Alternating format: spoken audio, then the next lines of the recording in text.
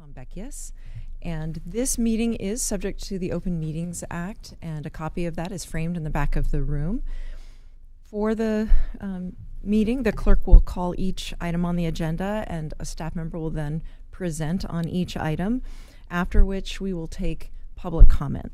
Every speaker should state their name and address for the record, please, and just a reminder that testimony is limited to 5 minutes on each item, in case you'll have a timer to keep us on track. Thank you. And then before we move on to the agenda, I would just ask if there are any additions or corrections to the minutes. No. No? Okay. Well, with no corrections or additions, I would request a motion to approve. All right, moved by Claire, second by Beckius. Please call the roll, Casey. Beckius? Yes. Claire? Yes. Gaylor Baird? Yes. Motion carried 3-0.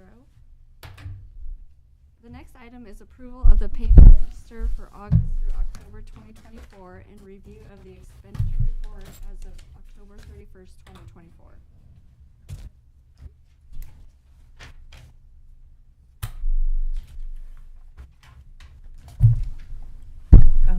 Thank you.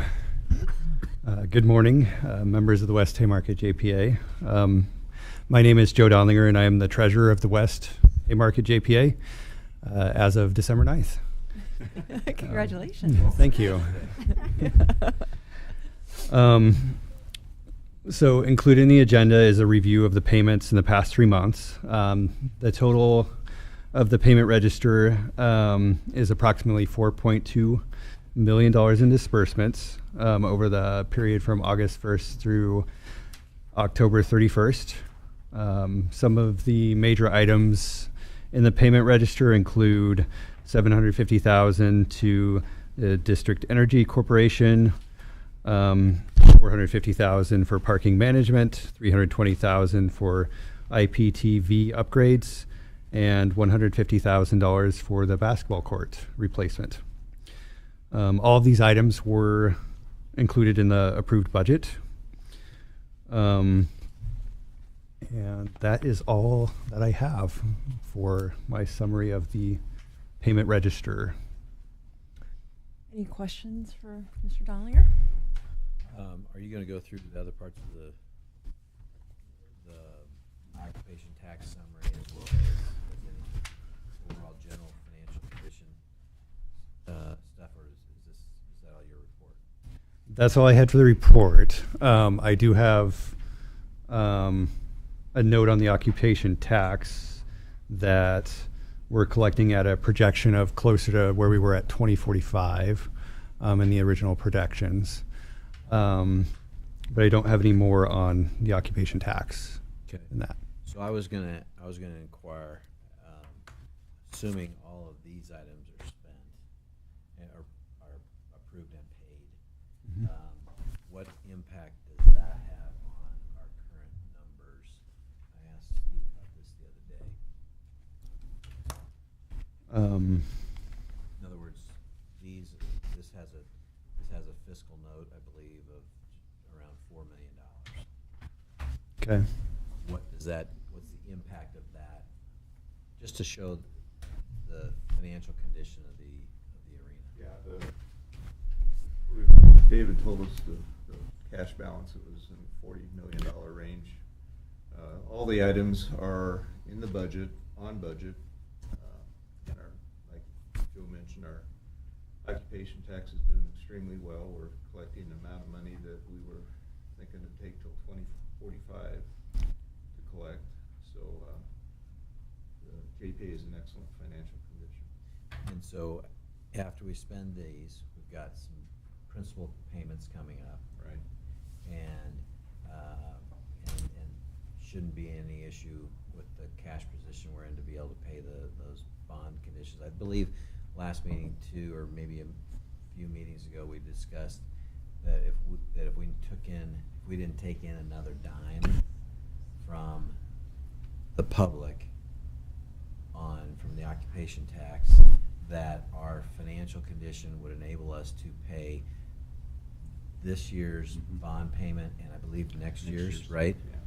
So I'm asking, given where we are on this report, and after that we pay this fiscal note, for example, is that statement still true? Yes, yes, it is. I think our debt service runs around 20 million a year, 22 million.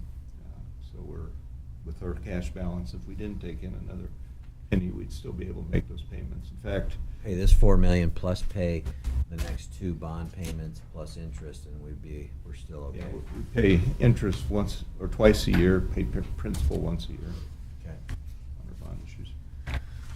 Okay. I think for the future it'd be good, particularly when we're approving a lot of these expenditures for future. I'd love to just see, given where we are, we look at it we look at it in the rear view mirror. Sure. But let's look forward to say, okay, even if we paid all these and they showed that they were paid, what impact does that have on our cash balance and that type of thing? Cash balance and ability to meet future obligations. Correct. Sure. Okay. Any further questions? No. All right. At this time, we would take comment from the public.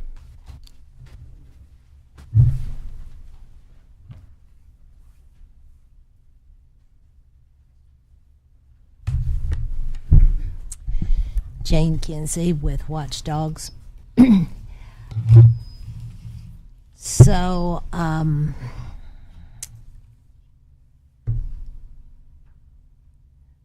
would like to remind the public that they are paying tax money from the state, from the government, the federal government, and also from the local resources.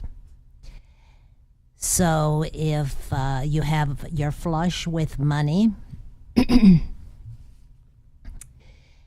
the taxpayers are helping you mightily. Besides the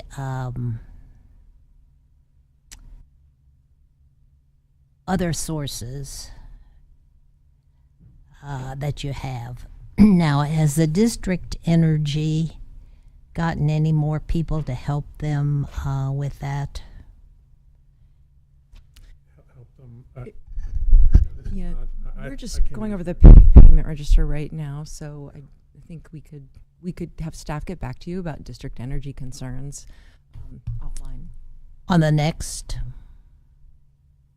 No, you've we're trying to get people, other companies, to go in on that.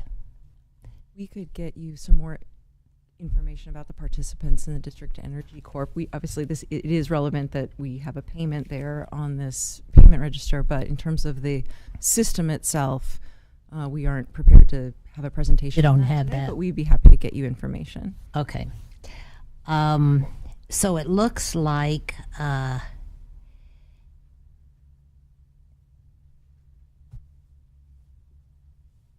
you took money. Well, let's see. That's another one.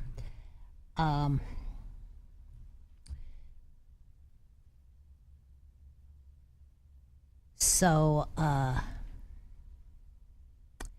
is the plan to use some of this flush money to go to the youth program again? Or has that been decided? I'm not sure if With I the- understand what your question is. Are you talking about the Lincoln Youth Complex? Right. No, that payment, those obligations are already accounted for. Okay. And there's no plan to give them any more? There's a schedule of payment over time. Okay. That's already been voted upon and agreed to. Right. But you don't have future. Future obligations, no. Okay. And there's no plan to do that? No new discussion. Okay. Considerations. No obligations beyond that which we've already agreed to. Okay. So the public is not privy to what this statement that Mr. Clare made about your obligations and the excess money. He made it in a public meeting, so public is able to understand everything he said. It was asked and answered. Okay. But beyond that, we don't have any idea as a public. 1 minute. I didn't ask the question. I mean, my question was, if we paid these and reduced our current financial standing right now, Right. and we didn't take in another dime, would we be able to cover the bond payments for the next 2 years? And the answer was yes. So Right. we're in very solid financial shape. Right. And your money that you have beyond that obligation is not for public statement. I'm not sure we understand your question, but we continue to have public meetings about the financial health and anticipated payments, expenses, and revenues of the JPA. So this will be an ongoing conversation into the future. Right. Right. But the way that Mr. Clare stated it, it was like, well, we're in great shape. We're above. We've got everything covered and beyond. Excess. I think, if I may, the point that he made in asking his questions and securing his answer is that when we make these significant payments, we are not jeopardizing our ability to continue to pay down the debt. We're still in a sound fiscal position to do that going forward into the next 2 Okay. years. Even if we wouldn't take in a dime of additional revenue, which is not accurate because we're going to take in money every month. What was that? So even if we didn't take in another dime of additional revenue, which is not realistic because we are going to take in money via the occupation tax and via the agreements relative to the arena sponsorships and blah, blah, blah. We are going to take in additional money. So my point is that we are in great financial shape to be able to pay the bond payments at least for the next 2 years and pay this. And that's even true if we didn't take in another dime. So we're in great financial position because that's not realistic that we're not going to take in another dime. We're going to take in additional monies. And you saw where we're supposed to be in our projections in 2045, 21 years from now. Mm. That's remarkable. And there's also arenas out there that would change places with us in a minute. Okay.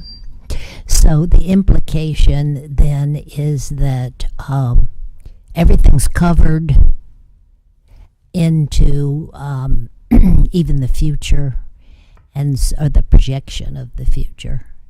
And but there's no statement to the public about what will be done with the money that is flush, that's extra, if you're above. I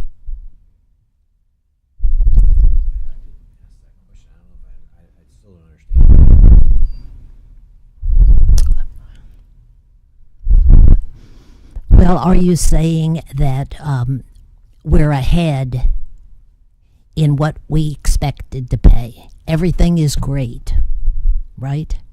That's what I asked, and that's what was answered in the affirmative. Right. So, I guess I'm wondering if everything is taken care of. What about the regular payments? What regular?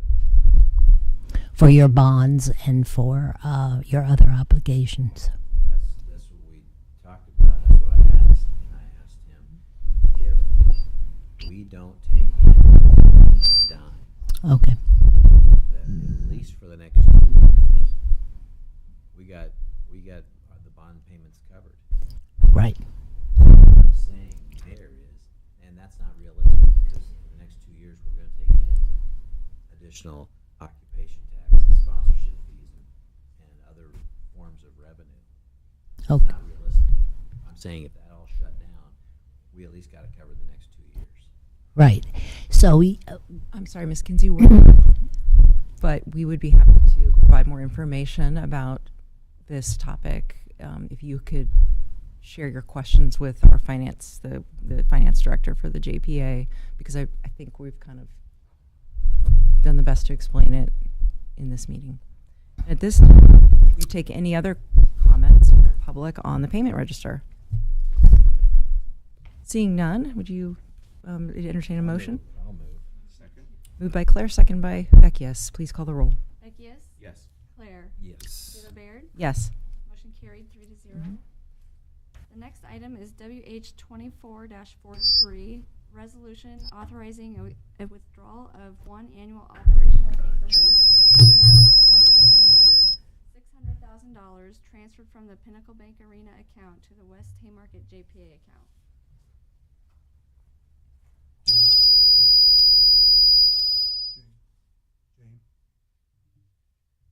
Jane, could you have a seat in the back so that?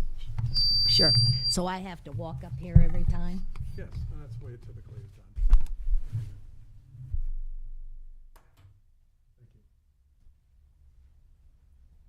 Thank you. Steve Hepka with the Finance Department. Just to remind the JPA that we have provided over the years a $600,000 operational increment to the arena. And last year or two, is my understanding that the operations of the arena have been able to return that money to the JPA, and that's what's happening again with your agenda item. And that's very good news. It's nothing that can be promised every single year. The concert business and show business varies quite a bit, but in this particular case, it's good news and it's happening. Thank you. Any questions? Steve? Thank you. At this time, we take any public comment on this resolution, item number 5 on the agenda.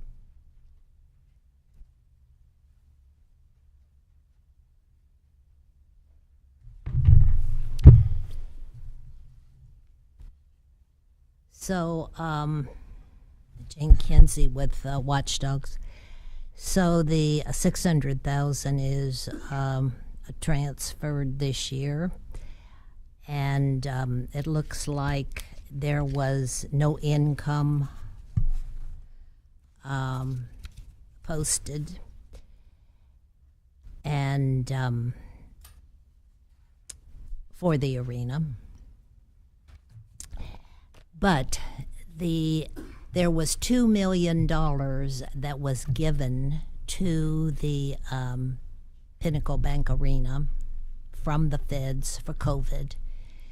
So this is outside of what their income is at this time.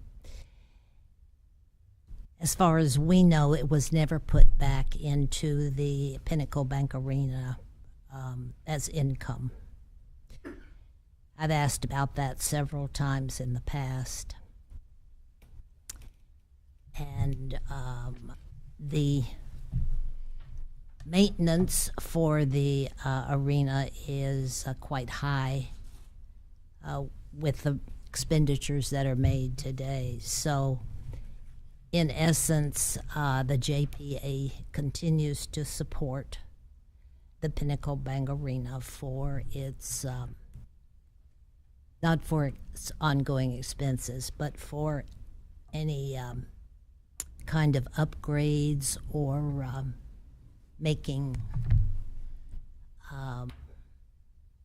different, adding other issues for the productions of the building.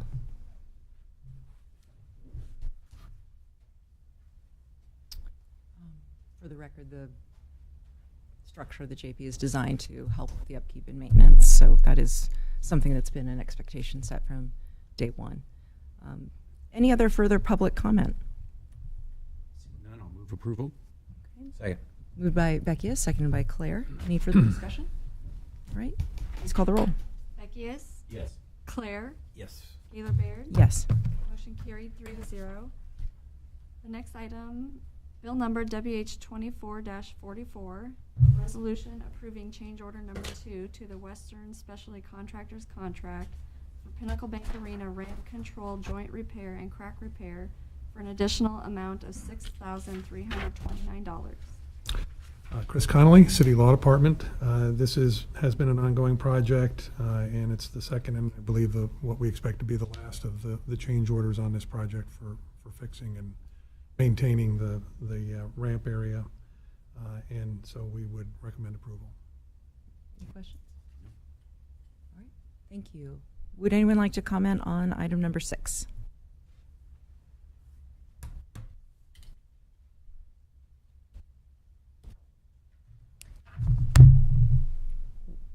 When you do a change order,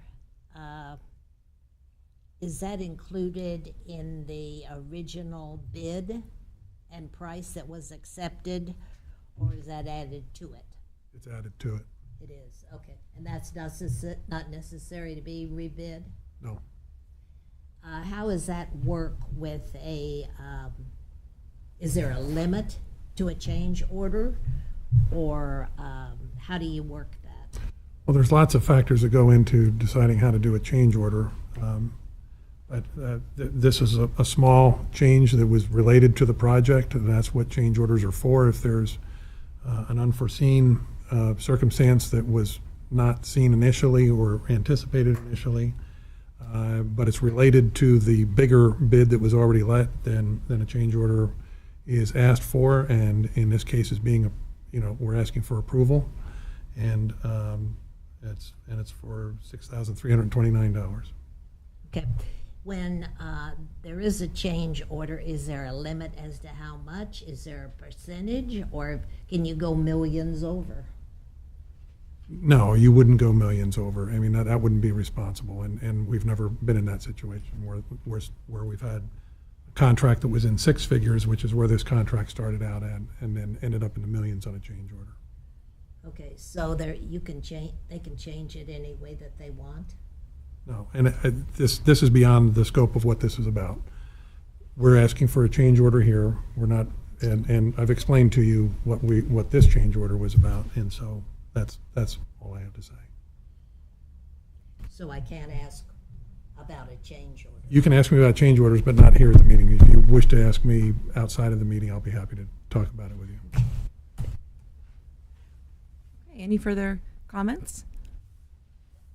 Seeing none, entertain a motion. So moved. Second. Okay, moved by Claire, seconded by Beckius on item number 6. Any further discussion? Okay, please call the roll. Beckius, Yes. Claire, Yes. Gaylor Baird. Yes. Motion carried 3-0. Next item, bill number WH 24-45, resolution approving a contract between the West Haymarket JPA and Irwin Seating Company for upgrades to the Pinnacle Bank Arena suite seats with cost not to exceed $134,337.92. On this one, this is over the course of the last 11 years, some seats have gotten damaged, just worn out, whatever, and so it's time to do some replacements. Tim and some of the staff from ASM Global are here and can give you more specifics if you wish on what kinds of upgrade. And I don't think there's any upgrades here. I think these are all replacements, as I understand it. And so this is really kind of basic maintenance for the furniture in the suites, and we would ask for approval. Thank you. Any questions? We'd now take public comment on item number 7. If anyone would like to make public comment. All right. I would move approval. Second. Moved by Beckius, seconded by Claire. Please call the roll. Beckius, Yes. Claire, Yes. Gaylor Baird. Yes. Motion carried 3-0. The next item, bill number WH 24-46, resolution authorizing the chairperson and/or purchasing agent to issue a purchase order to the lowest responsive bidder, D&D Communications First Wireless, for the purchase of portable handheld radios for the Pinnacle Bank Arena for a sum not to exceed $59,637.49. As with some of the other things that we're doing on this agenda, this is, again, replacement of handheld radios. And some of them, I believe, have been replaced in the last year or two, but there's more here that need to be replaced now. And these are used during operations. And we would ask for approval. Any questions? Right. We now take public comment on item number 8. If there's anyone who'd like to speak on this item. Seeing none, I move approval. Second. Moved by Beckius, second by Claire. Any further discussion? Please call the roll. Beckius, Yes. Claire, Yes. Gaylor Baird. Yes. Motion carried 3-0. Next item, bill number WH24-47, resolution approving a contract between the West Haymarket JPA and Brown Brothers Construction for backstage enhancement for the Pinnacle Bank Arena with cost not to exceed $59,374.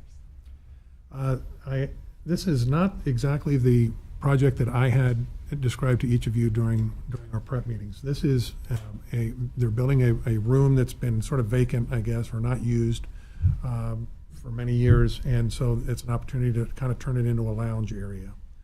And so I apologize for not having the correct information on that, but Tim Savona is certainly here, can explain more of the details and the reasoning for doing this project at this time, if you wish. Tim, do you want to kind of explain this a little bit?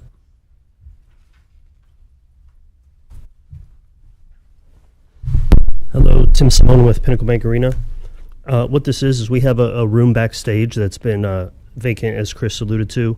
It's been used for some programming work after basketball games. We're able to repurpose it to a lounge for VIP guests and clients, specifically who are show related. It's in the dressing room hallway. So if we have high scale, managers in or artists, sometimes they want things like a vibe room is what they call them, just a place to hang. It's dark. It's got some ambiance to it.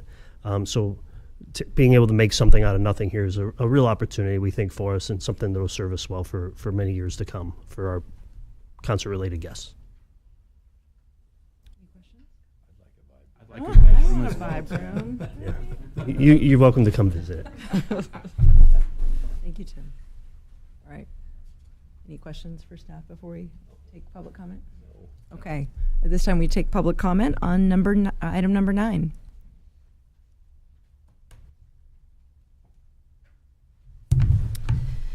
Jane Kinsey with Watchdogs. So whatever the staff wants, they get. It looks like that's the way it has been in the past, and he describes it as an enhancement. Again, when we are flush with money and we're public officials, we can spend money. We don't think about the taxpayers. We don't return money to the taxpayers. This is unacceptable to taxpayers. Would anyone else like to comment on this item? Seeing no other comments, I'll move approval. Second. Moved by Beckius, second by Claire. Any further discussion? Please call the roll. Beckius, Yes. Claire, Yes. Gaylor Baird. Yes. Motion carried 3-0.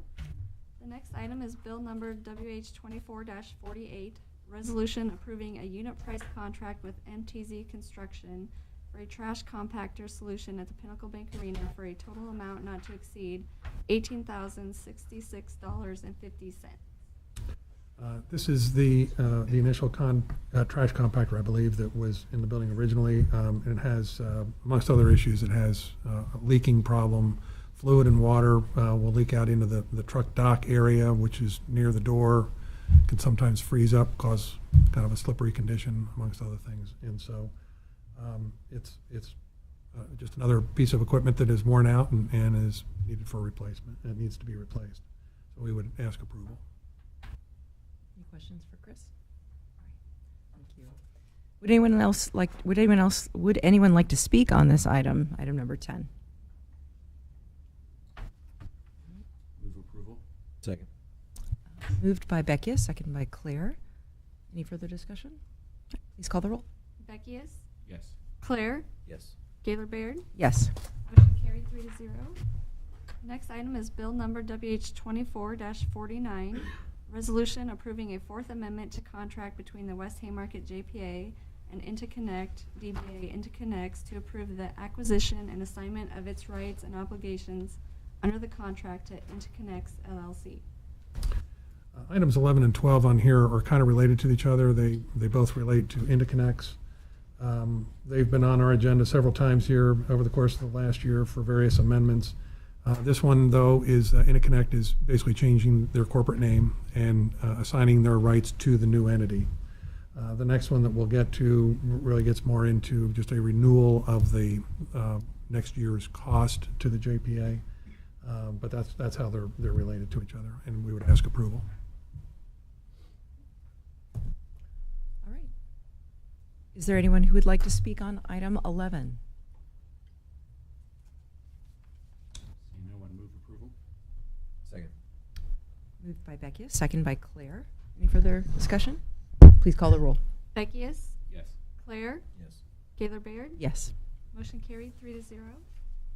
Next item, bill number WH 2450, resolution approving a fifth amendment to memorandum of understanding between the West Haymarket JPA and Interconnects to renew the MOU for an additional one-year term expiring September 30th, 2025, for a total amount not to exceed $10,000 for physical access and control system equipment and services for the Pinnacle Bank Arena. Again, this is a renewal of an existing agreement, and this is a system that it goes with all the buildings owned by the city and the county and the PBC and the JPA. And so this $10,000 represents the JPA's portion of the bill. And we would ask for approval. Any questions for Chris? No? All right. Would anyone like to speak on item 12? Seeing none. All right, seeing none, I'll move approval. Second. Moved by Beckius, second by Claire. Please call the roll. Beckius, Yes. Claire, Yes. Gaylor Baird. Yes. Motion carried 3-0. Next item is bill number WH 2451, resolution approving a contract between the West Haymarket JPA and Nebraska Furniture Mart for new TVs for the Pinnacle Bank Arena for a total amount not to exceed $82,976.20. This is replacement of televisions around the building. It's just one of those, again, it's one of those things that TVs wear out. So these are all being replaced, and this is kind of an ongoing expense that will be there as the building ages. And so we would ask approval. Thank you. Any questions for staff? Okay. Would anyone like to comment on item number 13? Seeing no one coming forward, I'll move approval. Second. Moved by Beckius, second by Claire. Any further discussion? Please call the roll. Beckius, Yes. Claire, Yes. Gaylor Baird. Yes. Motion carried 3-0. Next item, bill number WH 24-52, resolution approving a contract between the West Haymarket JPA and Mitsubishi Electric for a new center hung scoreboard package for the Pinnacle Bank Arena with cost not to exceed $3,352,738. Okay, so 14 and 15, of course, are related. I'll provide some of the background on the transaction itself. Would you put the picture? Is it? Oh, okay. And we have up on the screen the kind of a rendering of what the scoreboard would look like. One of the highlights here that you can kind of see on this picture is that you'll be able to see underneath the scoreboard as well. And that's one of the advantages for the people that are on the floor. They'll be able to see inside as well. And so in terms of the capacities and that kind of thing, I think Ryan or Tim can explain some of that to us. So what I would tell you is that RFP was issued. There were 2 responses that came back on the RFP, and Mitsubishi and Daktronics were involved. And after a lot of examination by the folks at ASM Global, including consultants that were hired to help delineate and spell out the differences between the two, And after consulting also with Husker Vision, who has a big role to play since they're the operators of the scoreboard, if you will, for basketball games, the decision was made to sort of do a split bid here, if you will, and go with the video board here with Mitsubishi, and the control system, which is the next item on the agenda, from Daktronics. And so the video board portion is what will cost $3.3 million. There is a 2-year warranty and then a 7-year service plan that are all included in this that would take us out for the next 10 years, which is probably the useful life of the board anyway. And so I think everyone was very satisfied with the process as it went through. Between this and the control system that comes up next, everything is within budget. And so, I don't know, Tim, if there's additional comments you want to make? I did just want to add point out one item. The rendering that is on the board is actually not the winning bidder as proposed here. They look very similar. There's a different rendering, but I did want to just make sure we pointed that piece out in this conversation. But they are quite similar. As Chris mentioned, we had 2 bidders, both very well known, very well respected in the industry across the country. Both companies are in high level venues, NBA venues, NHL venues. In this case, it was determined for a series of purposes that this was the better option for us. It also, just an added benefit of it's a little bit bigger. We can maximize the size a little bit more, and it's significantly lighter. So it helps our weight limits and such in the ceiling. So yeah, not much else to add. Tim, should this contract be approved, can you talk a little bit about what you would anticipate in terms of the lead time, delivery, and then what installation looks like for the arena itself and days, how long that takes to take out the old scoreboard, put in the new? Yeah, what you would guess at this point in time? Yeah, we've gone through as part of the bid process some timelines and had some back and forth questions and answers related to time frame, and kind of generally put, it is expected that right after Memorial Day, we will begin ripping out the current system and immediately starting on the new system. So we're probably looking at a period of 4 to 6 weeks of unimpeded time. We do have some carve-outs in there for some potential events that we're navigating, so we can kind of get out of the way for a day or two and then come back in and work.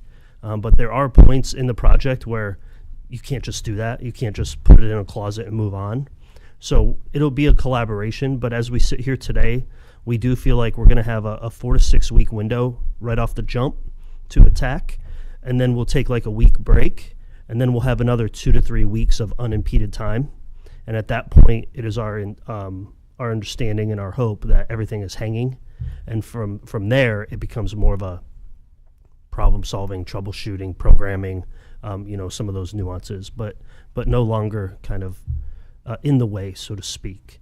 So I guess generally to answer your question, Memorial Day to the 4th of July is our first big window, and then right after the 4th of July to the latter part of July, end of July, will be the next piece of window, with project completion ready to go roughly around August 18th or so. The exact date's in the bid, but it's somewhere around there between the 15th and 20th. I just want to recognize that while you're working around some events, this does cost some downtime. The replacement of this equipment does Correct. cost some downtime for the arena and its operations. Yeah, it does have that impact potential. Yep. Okay, great. Thank you, sir. If it goes beyond that from a business interruption standpoint, has that been contemplated? Yeah, there is language in the bid, in the contract, I believe, that after a certain date, there's a financial penalty to the providers if they're not completed. So there's certainly incentive to make sure they're done on time. Tim, could you give us a little better picture of why it does take 8 weeks potentially to install this, or to take down and install? Yeah, I could try at the risk of not being an expert in the sense. Really, it revolves around the center hung piece. you have to lower the center hung scoreboard from the ceiling, and you got to take it apart. And all the whole board that you see today are a series of fixtures and components and steel framing that's all got to be disassembled and taken away. Just takes a little bit of time.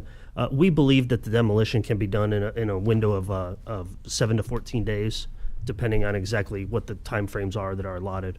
And then once we start, there's a whole bunch. The way the components come in, you got to build the grid, which is the steel structure and such. Yeah, it'll come in pieces, and then it's got to be all kind of put together and connected and attached to the hoist. And there's a series of inspections that occur as well as you start to lift it. And then when you put the screen on, in the picture you see there, it looks like a TV, but it's a whole bunch of square electronic components. I don't know the exact number, it's in the specs, but you're talking about hundreds and hundreds of these that kind of go on. They have to get wired properly and kind of put together. So it just takes time, and then as it becomes put together, it gets inspected, and then we can start to lift it out of the way. The ribbon board element is a little bit less impactful because it's not on the arena floor, so we can kind of stay out of the way, and we can work on it without being on the arena floor. So the center hung is probably the piece that takes the most time. Does that answer your question a little bit? Any further questions? Thank you.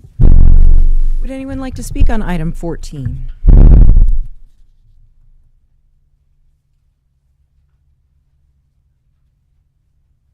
No word about whether this was the lowest bid.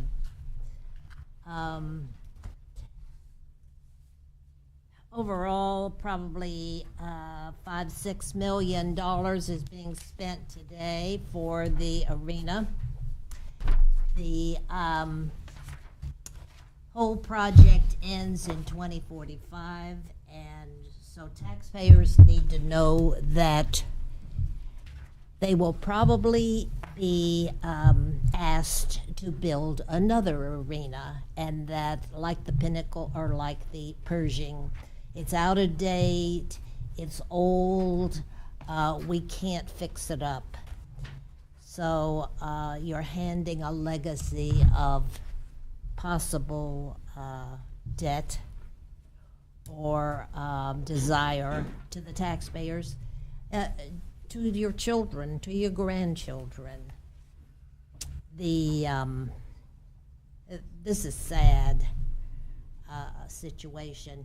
Maybe you would be kind-hearted and come up with some plan to use your excess to defray taxing the public. Any further comments? Seeing no other parties coming forward, I move approval. Second. Moved by Beckius, seconded by Claire. Any discussion? Okay. Please call the roll. Beckius, Yes. Claire, Yes. Gaylor Baird. Yes. Motion carried 3-0. The next item is bill number WH2453, resolution approving a contract between the West Haymarket JPA and Daktronics for a new control system for the new center hung scoreboard package for the Pinnacle Bank Arena with cost not to exceed $1,330,917. Okay, so this is the control side, the software, and there's some hardware, I guess, to operate the scoreboard. And this is where Husker Vision was heavily involved, since they used Daktronic systems also to control the boards at Memorial Stadium and maybe other places. And so it was important to them that they have a system that they understood and knew how to work with. And that was a large part of the justification for going with Daktronics for the control system. There's an ease of efficiency in being able to have a similar system being used. And for the ASM Global folks, they did not see a problem with that. They saw that it's going to work just as well as a Mitsubishi system. As far as that's concerned, perhaps even better. So the cost here is indicated as $1.3 million.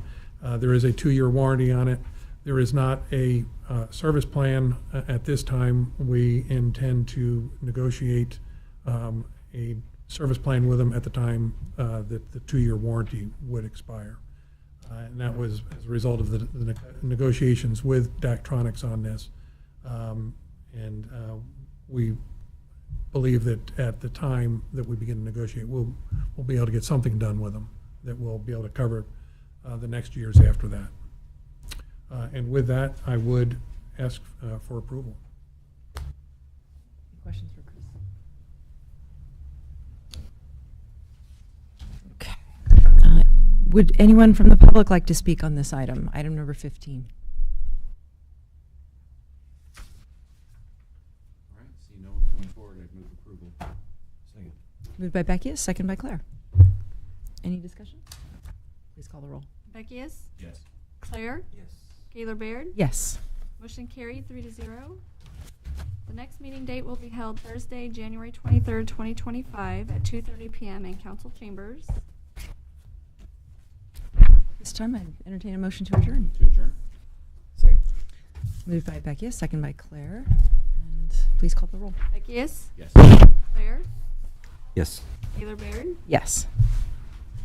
We are adjourned.